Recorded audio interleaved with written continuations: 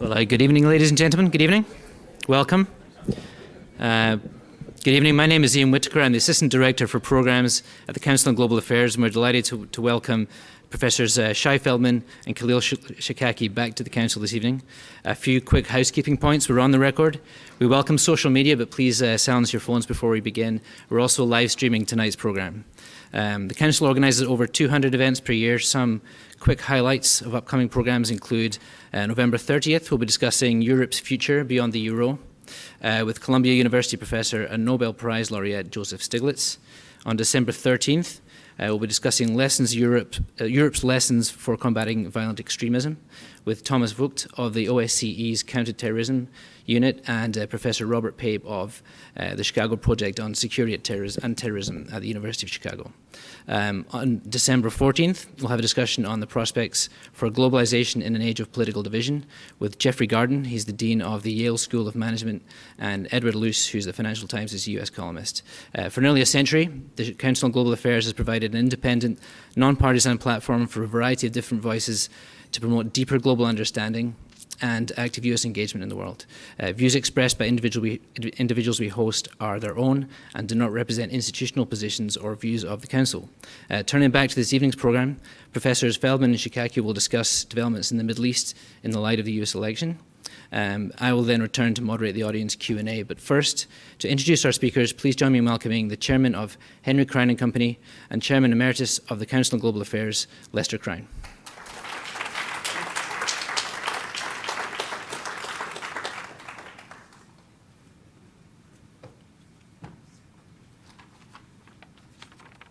Thank you, and welcome, ladies and gentlemen. It's a pleasure to see you. I hope because of what happened over the last 9 days that you came here seeking questions and not answers.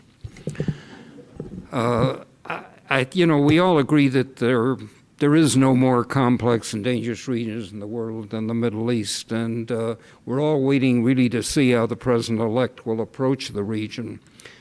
The Council's 2016 survey of public opinion, which they've put out, there was every 2 years and now every year, Evo, at this point, it really confirmed that a majority of Americans really support an active role in global affairs.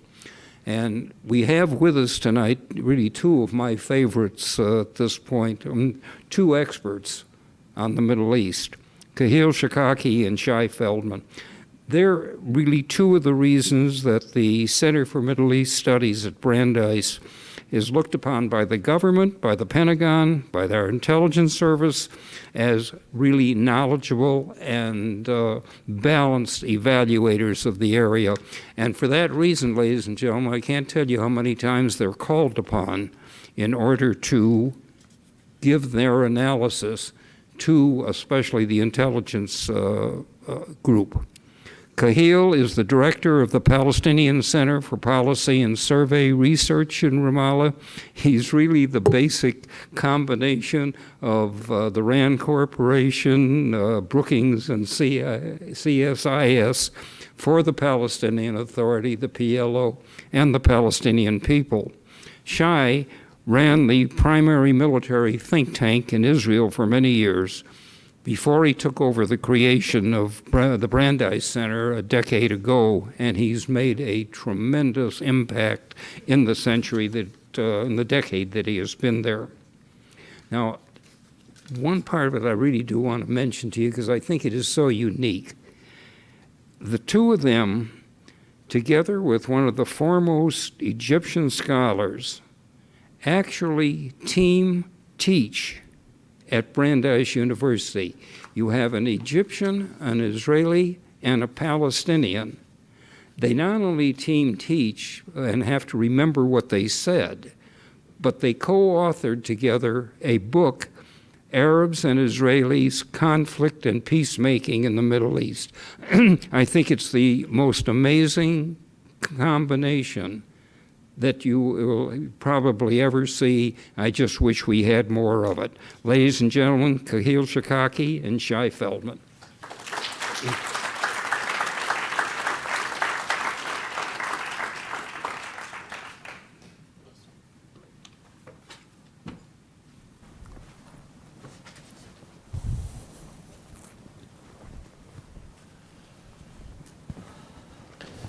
You go first. I'll go first.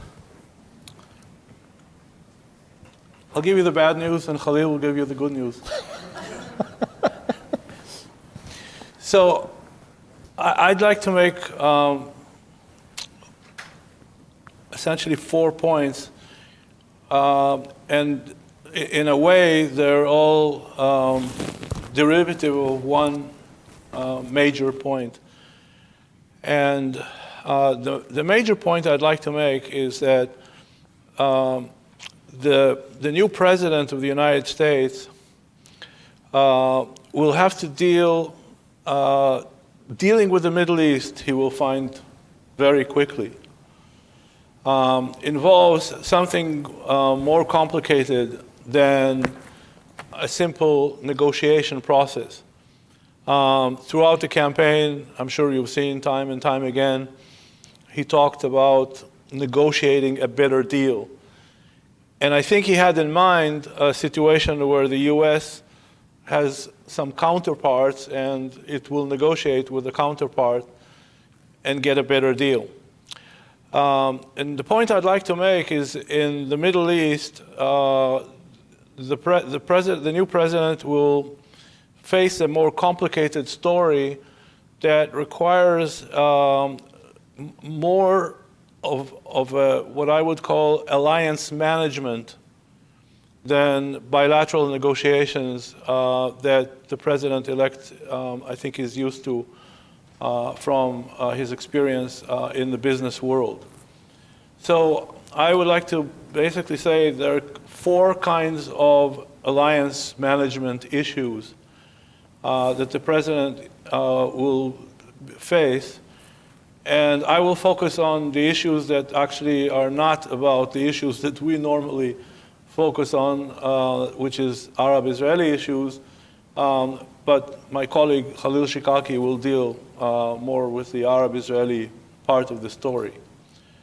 So I think the first alliance management problem that the president will face, and he will face this problem way before he finds himself in the White House after January 20, because things that have been said during the campaign, things that people around him are already saying to certain sources, and it already resonates in the international media, about what he intends to do domestically, already creates the first major alliance management problem in the Middle East.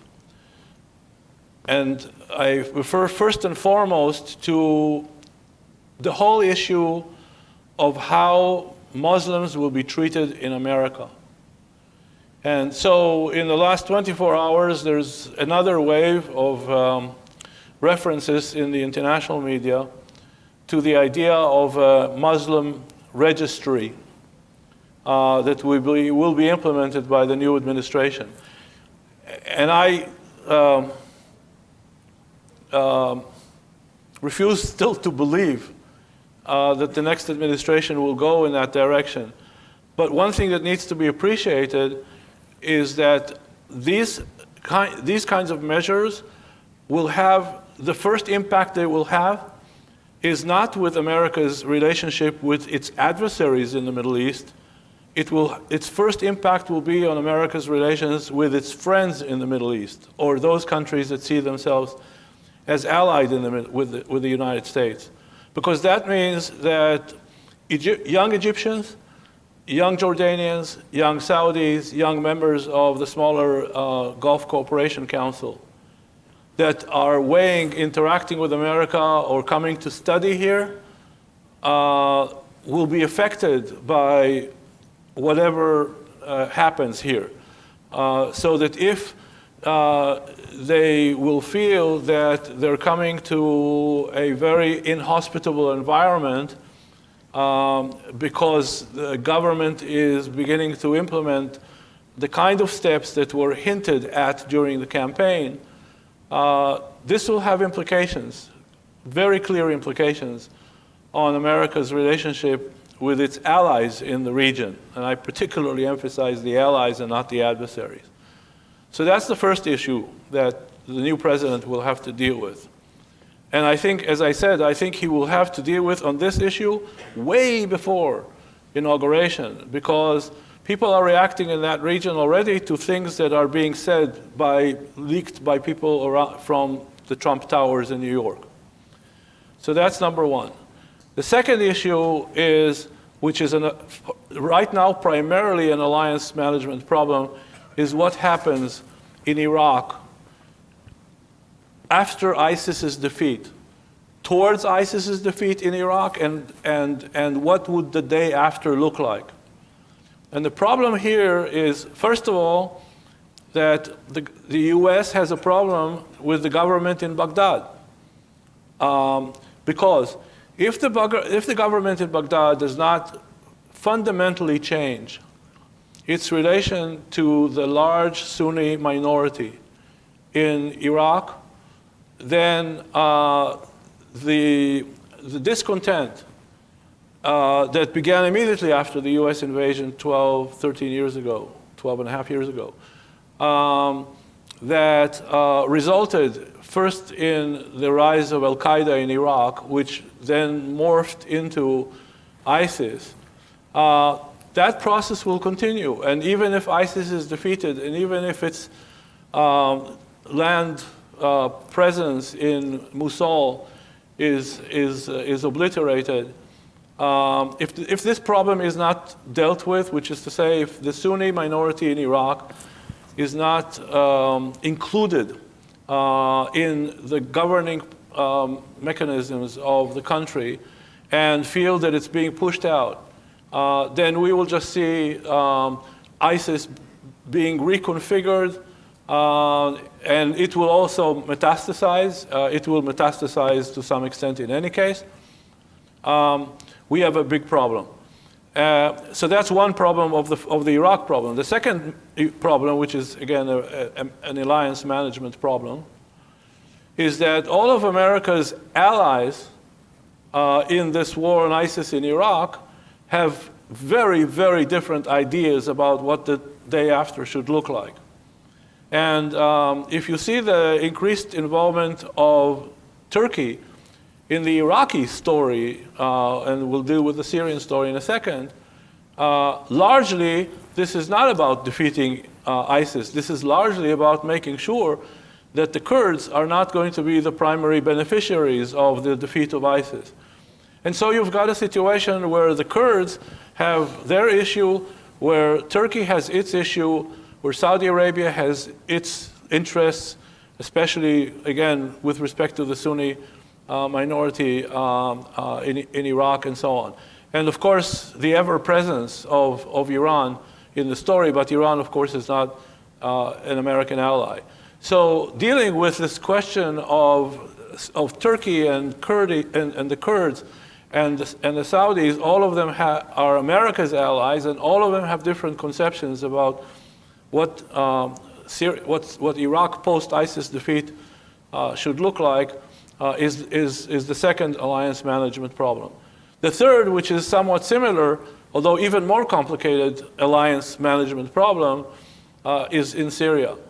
And the reason it's much more complicated right now is because you've got the whole issue of the Russian involvement, or the uplift, or the upgrading of the Russian involvement. And so here again, what you have is a situation where now Turkey is even more involved, clearly because its interests in Syria are to some degree even greater. It's more immediate, it's more proximate, and so on and so forth. Its interests in preventing the Syrian Kurds from either establishing an independence enclave, or even worse, joining from their perspective, from the Turkish perspective, joining the Kurds in the Kurdish region of Iraq. So the Turks are even more involved here. The Russians and the Saudis could not have two more different ideas about what Syria should look like. And here we've got this combination of Iran's involvement with Hezbollah, which puts Israel into the equation as well. And so how you manage this story, again, so the issue is what happens after ISIS is defeated in Raqqa? Who benefits, and how does the US manage all its friends and half-friends in this post-ISIS Syria? And the fourth issue is Iran. And of course, as you know, the president-elect promised during the election campaign that he would tear up the Iran nuclear deal. In my view, this is first and foremost an alliance management problem, because there is no real option from an alliance management perspective to tear up this deal. And the reason is, and even, put it this way, even any businessman would understand that the reason to destroy a deal makes sense if you really think you can get a better deal. And the key to getting a better deal is if you can have more leverage than you had when you negotiated the original deal. With respect to Iran, the situation is exactly the opposite. The US would have much less leverage if this whole issue is reopened. And the reason is, again, it's an alliance management problem. The United States will not have the European support and the Russian support and the Chinese support to essentially exert pressure on Iran. They would be so infuriated by the idea of trying to tear up a deal that they pressed so hard to achieve, and they went along through at least seriously in the last 2.5 years of so-called biting sanctions against Iran. So essentially what this means, and they already started to build their relationships with Iran. I mean, the French, who were in some ways the most hawkish members of the coalition negotiating with Iran, on some issues even more hawkish than the US negotiators. I mean, they were the first, or among the first, to dive into building business deals with Iran, and now the largest French energy company, Total is now totally invested in the idea of developing Iran into a market. So again, I think the president-elect is going to find out, and on some issues, as I said, he'll find out before January 20, that the Middle East, on a whole range of issues, presents for him a very, very complicated set of alliance management problems. So I'm going to stop here on this, the broader context that will face the president-elect, and my colleague Khalil will focus more on the Arab-Israeli dimension of this issue. Hopefully, I'll have something more than questions, Lester. Although I think you're absolutely right. We don't really know much about what this new administration will have in mind as it approaches the whole Middle East and certainly the Arab-Israeli issue. And so we can only speculate, and your speculation is as good as mine. And so whatever I have to say is just an attempt to think loudly about what might not happen. This is certainly not a good time for the US administration to come up with new ideas. The region is very fragmented, particularly ideas along the lines of what the candidate Trump has been talking about. The region is very fragmented. Alliances are fluid. One day you're in, the next day you're out. There is really no leadership. And there are a lot of open issues that are yet to be resolved. And on the Palestinian-Israeli issue in particular, the potential for explosion is very high if the administration is not careful. Now, one can talk also about the domestic environment in the region. And if we look particularly at the Palestinian-Israeli side of this situation, this is also really not a good time to have anything that would destabilize the domestic setup. One can make certain, well, not certain, but some reasonable conclusions about what to expect. We know, for example, that the Trump administration is not going to be about democracy or governance in the region, that the US will go back to dealing with all kinds of leaders and all kinds of governments, that issues related to democracy and human rights will not be on the top of the agenda. All right, I might be wrong, but I don't think we have heard from the Trump campaign anything that would convince one that things will be different. But we can also expect to see, because of that, a much stronger role for the US in shaping some of the outcomes in the region. There is currently an alliance that brings the Israelis, the Egyptians, and the Jordanians, and some other players to deal with immediate threats to these three countries, essentially related to terror and ISIS, whether against Jordan or, of course, in Sinai, or against Israel. The US role in this alliance has not been strong. One can expect a Trump administration to have a stronger role in helping cement and strengthen this alliance.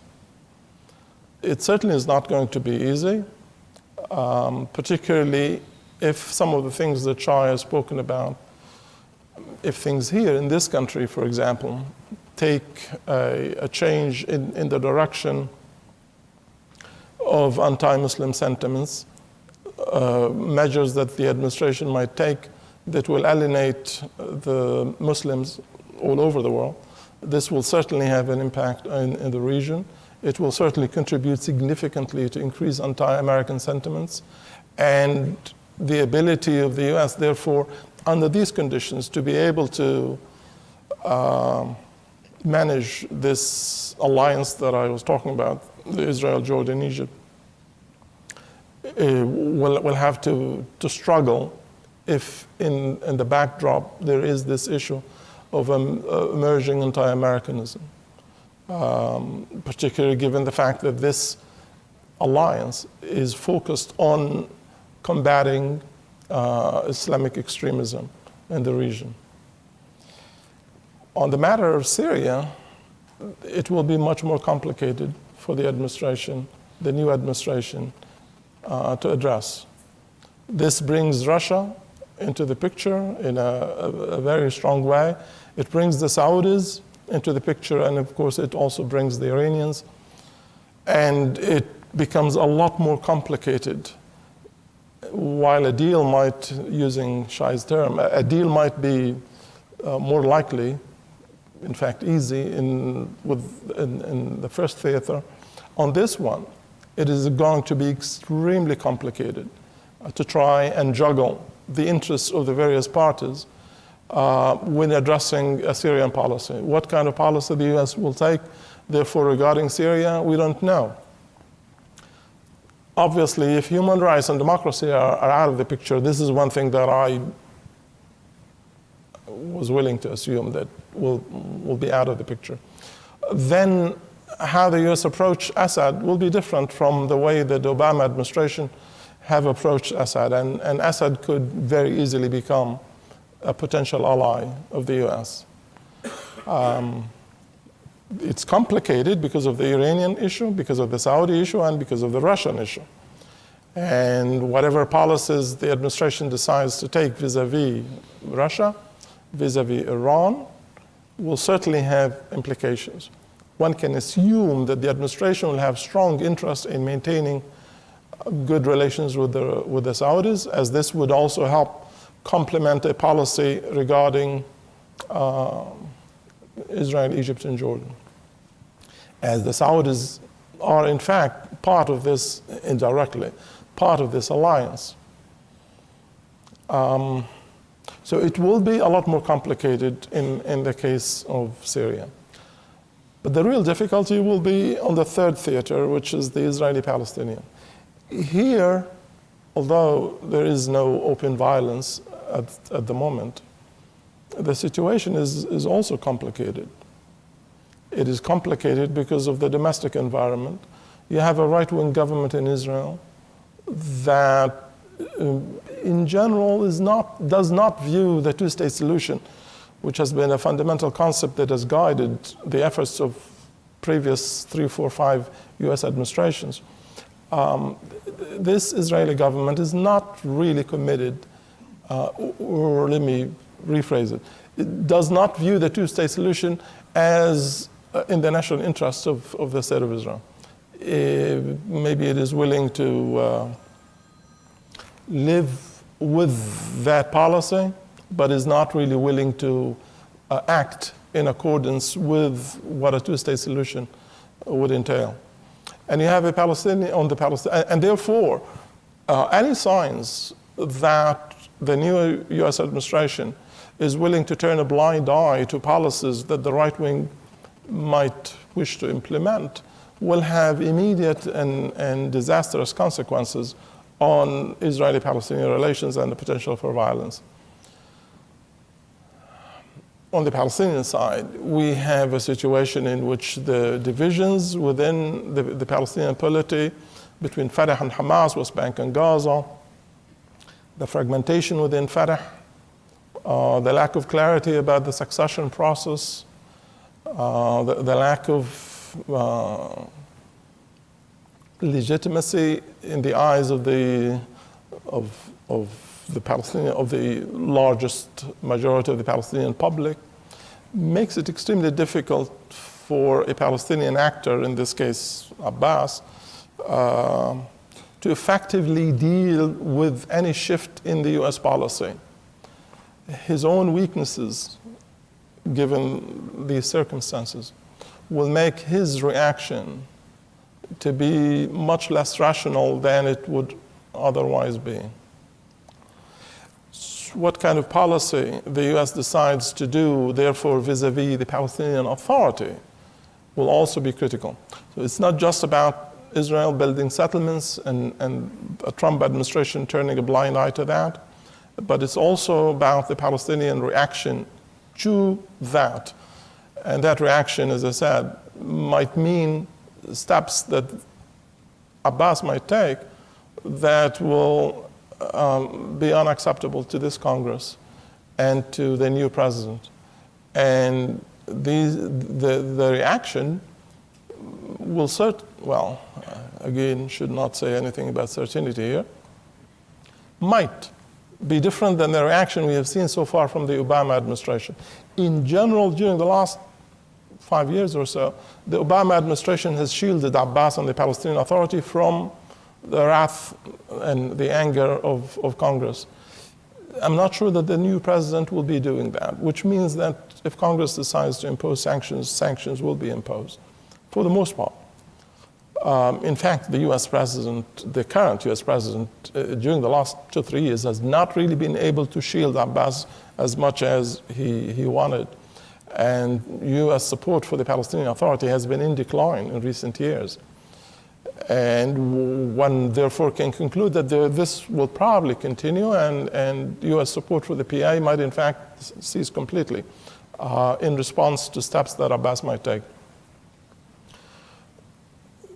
So on top of the divisions and the fragmentation and the lack of clarity about succession, you will also get very difficult economic conditions.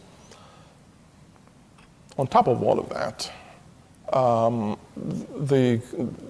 all these factors and the Israeli right-wing behavior, assuming that it is what I thought it would be, will have an immediate impact on one of the things that has, during the last 5-10 years, played a significant role in preventing or containing any Palestinian-Israeli violence, and that is security coordination between the Palestinians and the Israelis.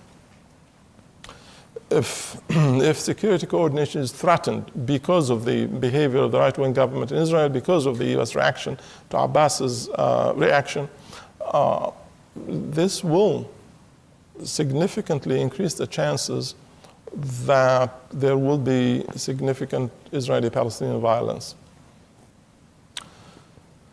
I can end here, and it would not look very optimistic, and Shai has already promised you that I will give you the optimistic scenarios. And I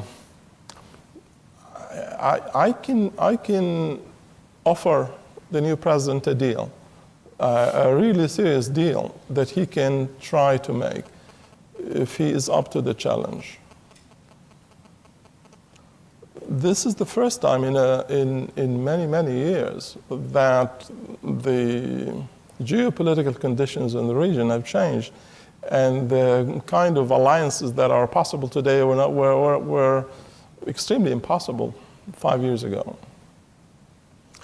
And if the president is able to view the region as a whole, but also view the Israeli-Palestinian conflict as a facilitator rather than an impediment to a deal, then he can try to find a regional deal that so far the Obama administration has failed to forge.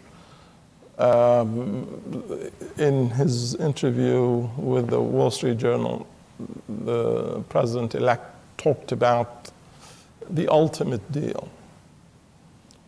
I don't think the ultimate deal that he can aspire to achieve is going to be Palestinian-Israeli. In that, I can tell you he will fail.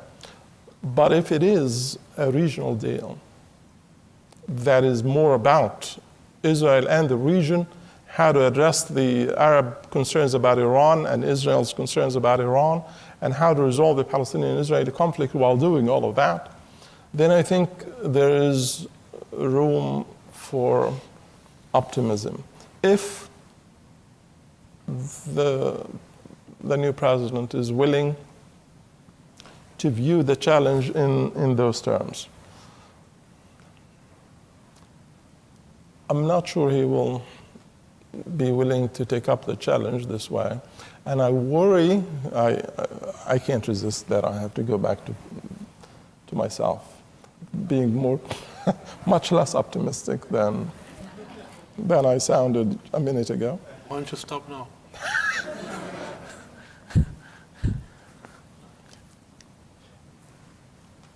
I think most likely he will avoid addressing our problems, the Israeli-Palestinian problems. He might try to address, well, he has no choice in the matter. He has to address the question about ISIS and the question about Syria and the question about Iraq. The U.S. is already deployed in these areas, and there are operations on the ground that are taking place right now. So he has to make a decision. On the Israeli-Palestinian front, he can afford to ignore it. And I think he will ignore it. Now, he can, of course, do a lot worse than that. He can say, what two-state solution? It doesn't work. It's not going to work. Let's look for something else. And he can say, West Bank, Judea and Samaria, what's the difference? If he starts repeating things along the lines that settlements are not an impediment to any peace, then I think the signal to the Israeli right will be different. So that is one possibility, that he will promote a change by adopting policies that are counter to policies that has been adopted by the current administration. Neglect is less of a disaster than that, but it will also mean that there will be significant changes on the ground, and we should expect things to heat up and to become more interesting than they are today in Israeli-Palestinian relations.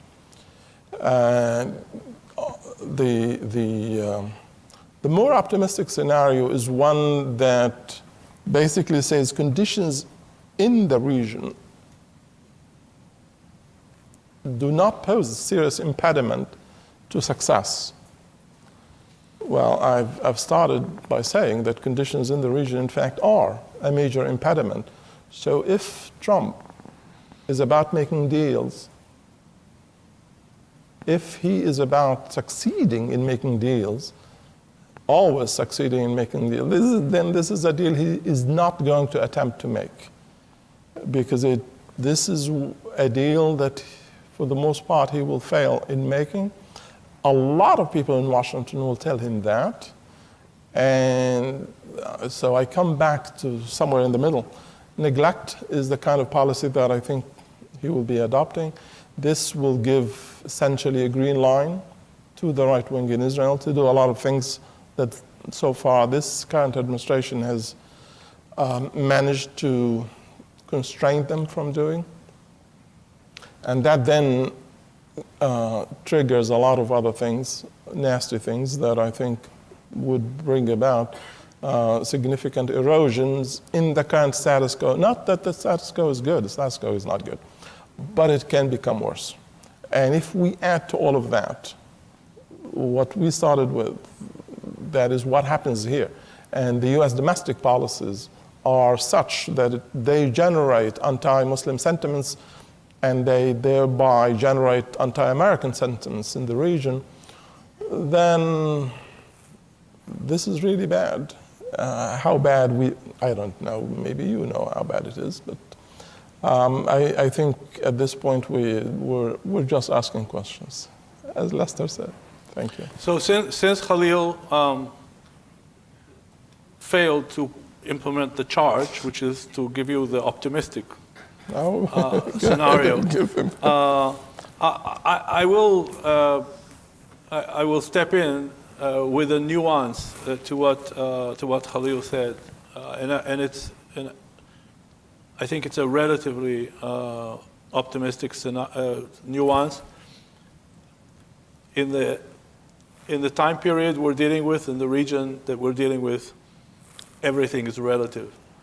And the nuance is that which is just an added dimension to everything that Khalil mentioned, is that the analysis that Khalil gave you is actually more or less accepted by the Israeli defense and intelligence community. And that means that in the Israeli domestic scene, on this issue, as was the case on the issue of Iran, there is more than one player. So what Khalil said about the domestic Israeli political scene is, of course, accurate.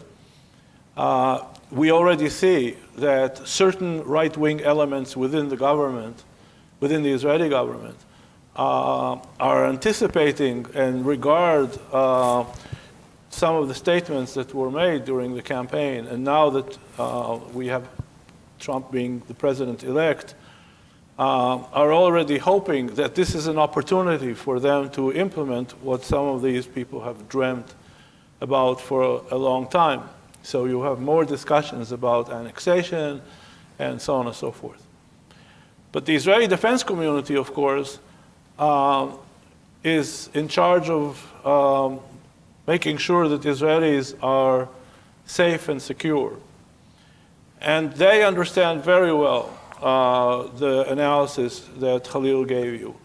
And that is that they understand not only what kind of trajectories, and these are the trajectories that Khalil mentioned, will bring about a very quick collapse of the security coordination between the Israeli and the Palestinian security services that Khalil mentioned. That will make it very, very, very difficult for them to secure Israelis.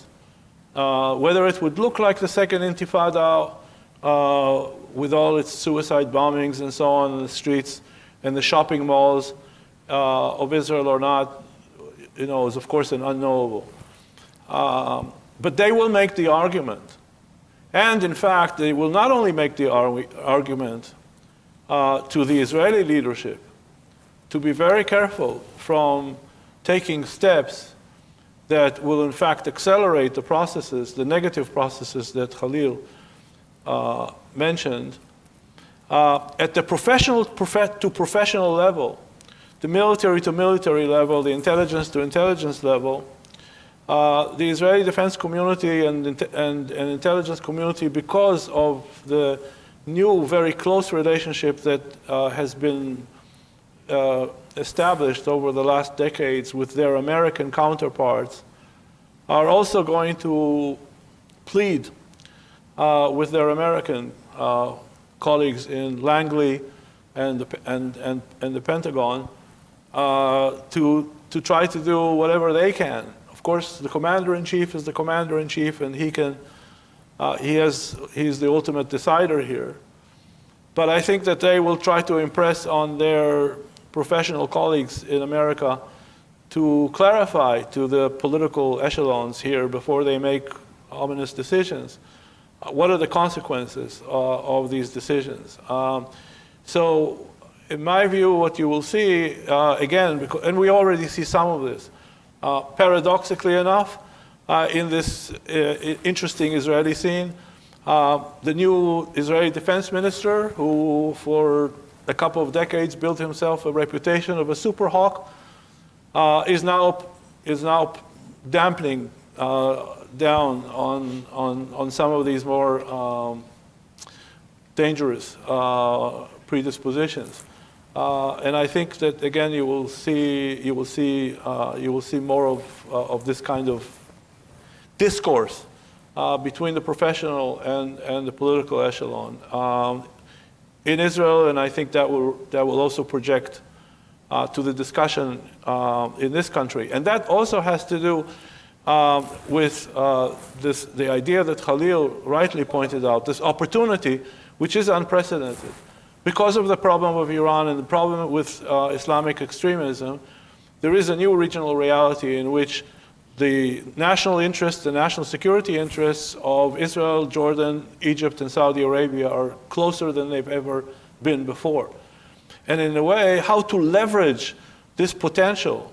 What steps, of course, this requires some steps from Israel, but how to leverage this potential to also impact on a regional coalition that can play an important positive role in helping the Israelis and the Palestinians resolve their conflict, I think is a great opportunity. Now the question is, and I think that, and in some ways, this is kind of the key to answering many of the questions that are still there and that Lester has alluded to, is to really watch over the next weeks who exactly would be appointed to the key positions in the new administration. I think what all of us have been talking about, whether it's the coalition management problems in Syria and Iraq and the whole issue of Iran, and also and especially in the context of this even more complicated kind of coalition that Khalil was talking about and that I've alluded to in the last couple of minutes, requires an architect, a first-order architect. And now we'll have to see whether this new administration will, in fact, mobilize somebody who has this kind of capacity to re-architect the region. The last person in America that I would consider that had the last ambition to be a kind of a regional architect in many ways was Jim Baker. Whether they will find a Jim Baker to play some kind of a role, a similar role of being the kind of architect that you need to deal with these very complicated issues, I think that that's what we will follow hour by hour in the next weeks until January 20 and beyond.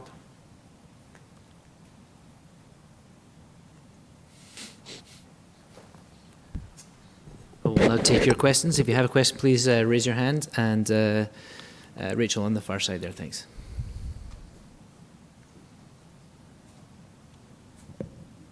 Thank you for a most thought-provoking discussion. I guess my question is mostly to Professor Shikaki. Of course, all right-thinking people would like to see peace, and most pay lip service to the two-state solution, as difficult as it is. There are a lot of moving parts, as you both know better than I do. One of those moving parts is the insistence of the Palestinians on what they call the right of return, which can be expressed and implemented in different ways. I had the occasion to sit in on 3 meetings with Arafat between 95 and 98, the height of the Oslo process. And I observed that even the powerful Arafat apparently feared assassination by Palestinians if he compromised the so-called right of return, especially the Palestinians in Lebanon. Because President Abbas is weak, it's something he probably cannot compromise. And if there were elections, Hamas might be elected, and they would be worse. How do you see working that one moving part, among many others, the so-called right of return, which would have to be compromised, because even the most leftist Israeli government could not agree to withdrawal without some resolution of this one moving part? Thanks for your attention. I think you're mistaken to think that the issue of refugees is going to be the most difficult stumbling block. I think in fact, this is one of the issues that are going to be easily resolved. If other issues are resolved, then this issue will be easily resolved. This is not, based on the record of what we have seen so far since Camp David, all the way until recently, this issue has not been the one that has blocked progress. If I have to pick one issue, I think it was Jerusalem that has been the most difficult, but I think even there, I'm not talking about the Netanyahu government, but if, assuming that we have governments similar to those that negotiated permanent status negotiations with Palestinians at Camp David and later in 2008, after Annapolis, I think Jerusalem is difficult, and to some extent borders, but beyond these two issues, and not everything about borders, I think just a little bit of borders, a little bit of Jerusalem are difficult. This is left and center in Israel. We don't have left and center in Israel, we have right wing, which complicates the picture tremendously. But even with this complication, the additional impediments do not include the refugee question. Yeah, although I have to say that on this issue, it's one of those few issues that Khalil and I have differed over time. And the reason is that if you define this as a refugees issue, then I think Khalil is absolutely correct. But the problem is that the refugees issue has 2 dimensions, just like the Jerusalem issue has 2 dimensions. These are actually the 2 issues among what we call the permanent status issues, which includes the issues of border demarcation and settlements and security arrangements and so on. All of them, these other issues, are very practical issues. The question is, where exactly will the border be? What kind of security arrangements? What will happen to the settlement blocks, and so on and so forth. The problem with the Jerusalem issue and the refugees issue, both of them, they differ from the other issues in 2 ways. One is, these are not bilateral Israeli-Palestinian issues. Okay? With the issue of Jerusalem, everybody, or that's an exaggeration, important elements in the region, beyond the Israelis and the Palestinians, are involved in the Jerusalem issue. Jordan has a role in Jerusalem that was recognized in the Israeli-Jordanian peace treaty. The Saudis clearly have an interest in the holy sites. And actually, even a country like Morocco has the Jerusalem portfolio in the Arab League. So the first complication is, and the refugees, you have to bring the region into the story, because some of the refugees that will not be able to go back to the Palestinian, even just to the Palestinian state, would have to be resettled. And when the last time we were at it, even in the year 2000, there was a Syria, and there was an Iraq, and there were countries in the region. Now these countries are, of course, in complete chaos right now. So how do we bring the region into the story of the refugees in this under these circumstances is a complication. But the bigger complication is the second dimension in which these two differ from the others, which is that both of these issues have practical dimensions, just like the other ones, okay? Like border demarcation and so on and so forth. Which is to say, in the case of the refugees, the practicalities are: where will they be settled? Where will they resettle? How will those who decide not to go back will be compensated? How host countries will be compensated, and so on and so forth. But there is also the issue you mentioned, which is a symbolic issue called the right of return. And the same with Jerusalem. There are very practical issues of how you divide control, who will control the entry and the exit, and so on and so forth. But there is a similar issue about Jerusalem, which is the issue of sovereignty in the Holy Basin.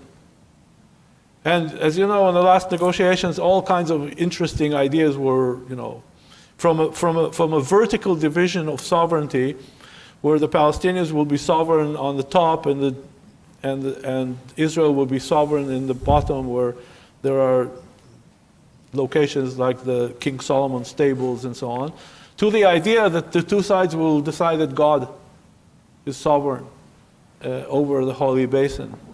There might be some acceptance in Texas to this idea that God will be sovereign in the Holy Basin.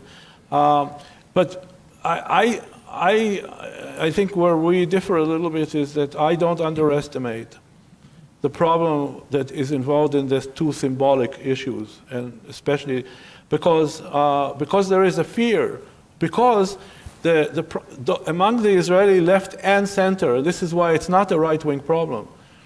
The real locomotive to a two-state solution is the fear that the demographic trajectories will question Israel's future as a Jewish and democratic state. Okay?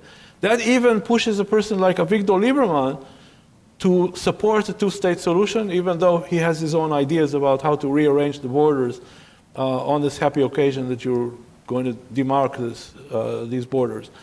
But it's the demographic issue that is the locomotive for those in Israel that are pushing to a two-state solution. This is, of course, not the story of the right wing. But this is why, in Israel's case, some of those people that were at the forefront of the peace, of the push to peace, are the most sensitive, especially to the symbolic issue. Somebody like Tzipi Livni, who was, a very strong pusher during the last effective negotiations, during the Olmert Abu Mazen negotiations. She is obsessed with this issue of the right of return, because she fears that unless this issue is dealt with, then the idea that we close the deal will not be the case. That as long as the right is there and has not been dealt with, then 3 years from now, 5 years from now, after a deal has been made, it will be essentially the basis for a demand to reopen the deal. So on this issue, I'm slightly less optimistic than Khalil as to whether, in fact, this is such a... Now, there is a strong Palestinian view, even among, let's say, to be very careful, let's call them the right wing of Palestinians, that takes a pragmatic view about this. And we've heard those voices that say, yes, we understand this concern, but if there is a practical solution to the refugees issue, the relative importance of the symbolic dimension, the right of return, will gradually fade like other issues in international history, have faded. But whether that will comfort enough the Israeli center and left, forget about the right, I think is an open question. Of course, it's the kind of questions that would be relevant if we actually have an active peace process. We're so far from it right now. Next question. Rachel in the pink jacket, third row, please.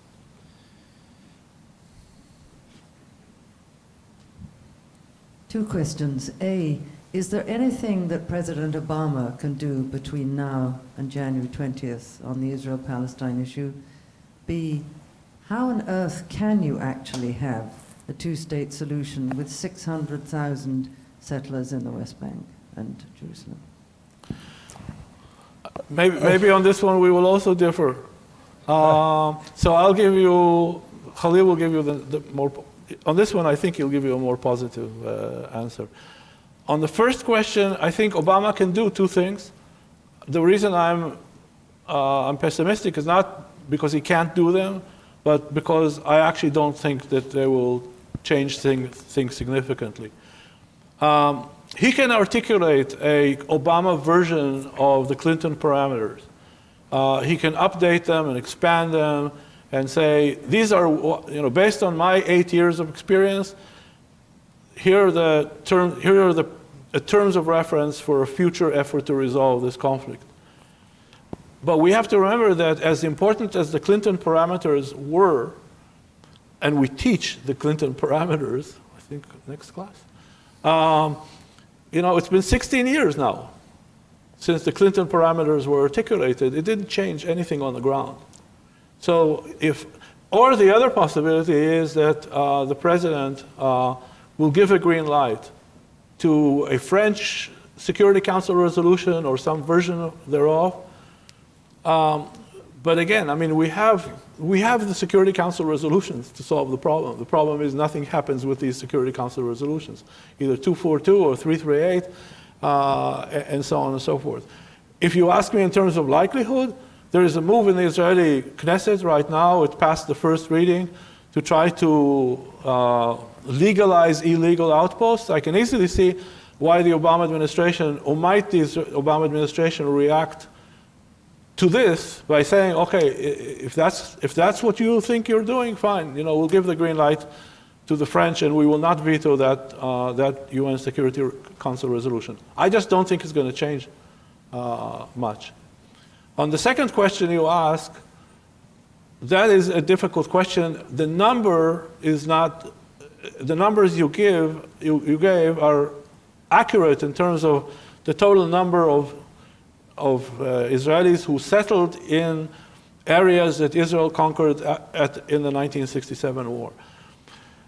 The problem actually is not 700,000. The problem, for my taste, is about 70,000, which is the Israelis that now reside in a large number of settlements beyond the security fence. But that does not mean that this is a simple problem. This is a big, big problem, because we have to remember, and I was part of efforts to prevent the evacuation of Gaza in 2005 from ending or resulting in an Israeli civil war, a violent Israeli civil war. And we weren't so far from that possibility. And there were only 7,800 people involved. So now we're talking about, even if you take my version of the real dimensions of the problem, it's 10 times the problem that we faced in Gaza. And that really means that Israelis would have to be persuaded that there is something in return. This is why, personally, in the Israeli domestic debate, I actually don't believe that there is a viable Israeli response to the demographic problem by unilaterally withdrawing. Because I don't believe that you can actually persuade the Israeli public today, after what happened following the Israeli perceptions of their understanding of what happened after the withdrawal from Lebanon and what happened after the withdrawal from Gaza Whether they are correct in drawing these inferences or not is irrelevant.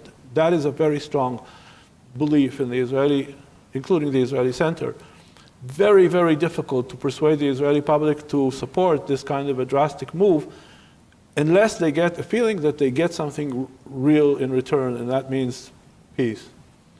And so therefore, I don't believe that unilaterally you can just persuade Israelis to withdraw from these territories.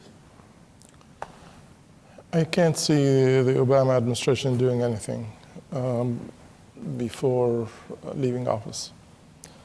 He would have to consult with the president-elect, and the president-elect will tell him to drop it. And so it's not going to happen. We can speculate and we can think of how he can contribute. I disagree strongly with what Shai said about the Clinton parameters having no effect. I think similarly with international resolutions, when we now think about how to resolve the conflict, this is where we go. We go to the Clinton parameters, we go to international resolutions.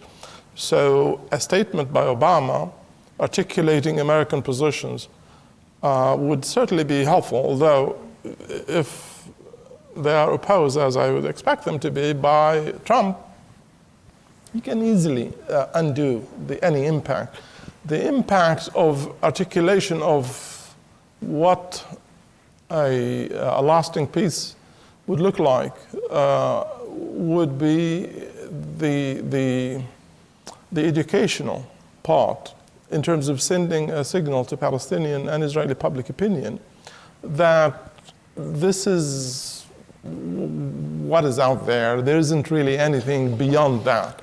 You have to make up your mind. It helps to restructure the motivations and the attitudes of Israelis and Palestinians, knowing that this is where it can go and that there is really no other ways of resolving the conflict.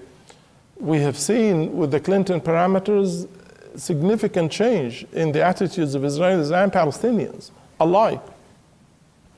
Not immediately, but gradually. But even immediately, we saw changes in terms of the recognition that this particular deal is inevitable. The sooner we reconcile ourselves with it, the better. That is a highly educational function of such a statement. Taking it to the Security Council would contribute further to that. But as I said, I think it would therefore be a good thing to do. He can do more if he wants to respond to right-wing policies, again sending a signal that there are costs to policies that derail the two-state solution, that he has to balance that. Will he do that? I can suggest things he can do. He can recognize the Palestinian state. He can allow the Security Council to allow the Palestinian state to become a member state. Well, these are things that the U.S. can do, and the Trump administration will not be able to change that if the Palestinians are a member state in the UN. But I just don't see that there is a political will on the part of this administration, I think, at this time to do that. Essentially anything can be framed as anti-Israeli, not pro-Palestinian, but anti-Israeli. And it's not going to happen. On the question of the settlements, there is a very good question. I mean, this is really a very good question. However, I think we, and a lot of people based on that, conclude that the two-state solution is over. You cannot, on practical grounds, you cannot really separate the two sides. In fact, a majority of Israelis and Palestinians, 2/3 or more of Israelis and Palestinians today say exactly that on practical grounds we can't separate between the two. The two-state solution is dead. We have to look for something else. I am not one of those. I don't think we have reached that threshold where the two-state solution becomes impossible and a one-state reality becomes irreversible. I think we can resolve issues based on the current status quo. territorial exchange, swap, land swap, is one solution that the parties have agreed to all the way back at Camp David. And I think it remains, and all negotiations since then has essentially endorsed that idea, that there will be territorial swaps. The extent to which, how big, how small, where, and so on, has not always been, answers have not always been the same, the answers that have been given to the questions. If, however, the policy of the new administration is neglect, or worse, then we will see significant expansion in settlement construction. And it will, because this will be driven by national religious sentiments and national religious parties, and therefore, they will not be just focused on big settlement blocks as this country might want. I think they will focus on creating conditions that prevent any potential for a two-state solution. This will be one of the goals of such an effort on the part of the right wing and the national religious parties in Israel to create conditions to build, for example, in those areas where building essentially makes it impossible to have contiguous Palestinian state, and increases the chances that any Israeli leader would indeed say things along the lines of what we have heard from Shai, speculating about the potential for civil war in Israel. The more you magnify this issue, the less likely that an Israeli leader would be willing to consider it.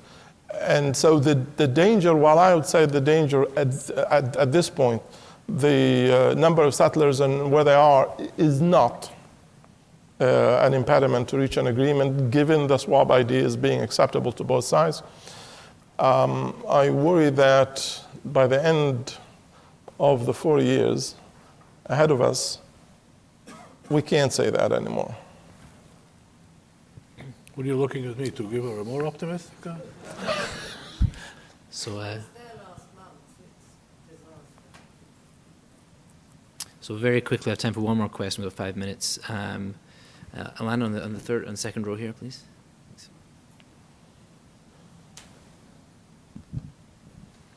What happens if we take Donald Trump at his word, and it is neglect? And in fact, he starts off with Baker and saying, Baker's last comments was, here's my telephone number, when you have something, call me. So he's going to support the Saudis because oil's important. He's going to support Sisi in Egypt.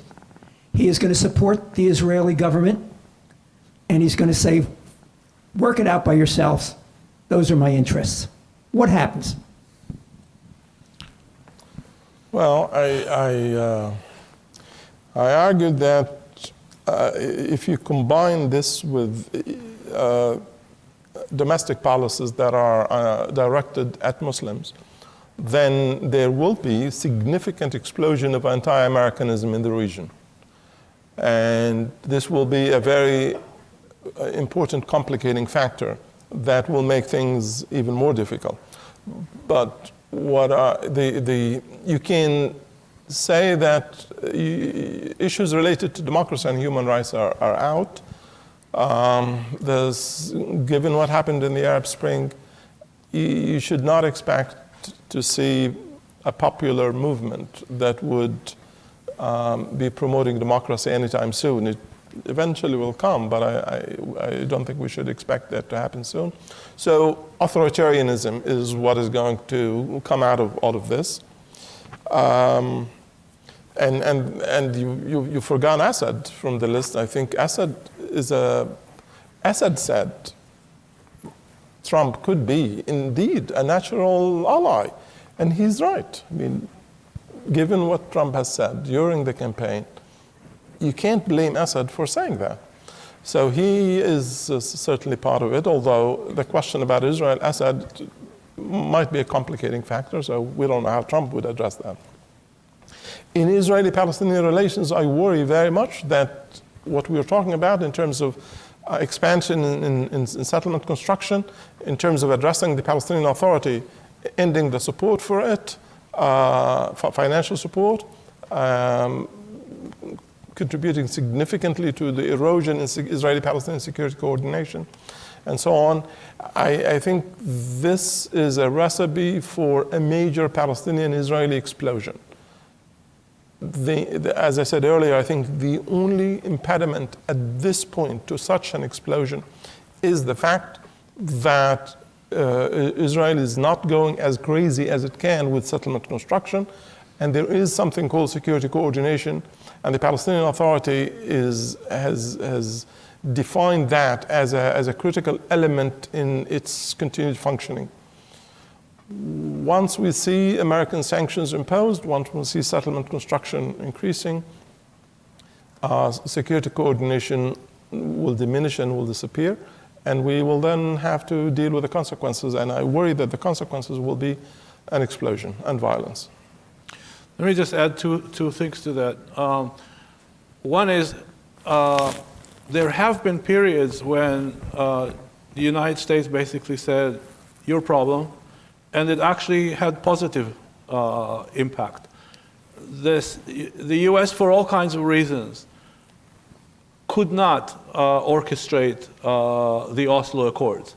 The Oslo Accords were negotiated between Israel and the PLO, and the US was informed, actually, when the negotiations were practically concluded with a positive but you had the Madrid Peace Conference. With a positive result, yes. Without which this would not have happened. Yes, but and your friend Jim Baker so is the question is where do we start the process?